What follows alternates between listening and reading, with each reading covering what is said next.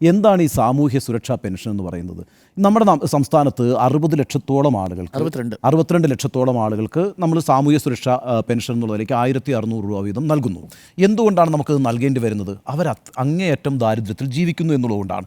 അങ്ങേയറ്റം ദാരിദ്ര്യത്തിൽ മനുഷ്യർ എന്തുകൊണ്ട് ജീവിക്കുന്നു? അതൊരു സിസ്റ്റത്തിൻ്റെ പ്രശ്നമാണ്, അല്ലേ? ഒരു വ്യവസ്ഥിതിയുടെ പ്രശ്നമാണ്. അപ്പോൾ സ്വാഭാവികമായിട്ടും ഒരു ജനാധിപത്യ സമൂഹത്തിൽ ഒരു സർക്കാരിന് അതിദരിദ്രരായ മനുഷ്യരെ അല്പമെങ്കിലും സഹായിക്കാൻ അവർക്കൊരു കൈത്താങ്ങ് നൽകാൻ ബാധ്യതയുണ്ട്. ആ ബാധ്യതയുടെ അടിസ്ഥാനത്തിലാണ് 1600 രൂപ പെൻഷൻ നൽകുന്നത്. അവർക്ക് റേഷൻ വാങ്ങിക്കാനും മരുന്ന് വാങ്ങിക്കാനും ഒക്കെ ആയിട്ടുള്ളൊരു തുകയാണ്. നമ്മളെന്തിനാണ് തൊഴിലില്ലായ്മ വേതനം നൽകുന്നത്? തൊഴിലില്ലായ്മ എന്ന് പറയുന്ന ഒരു സിസ്റ്റത്തിൻ്റെ സൃഷ്ടിയാണ്.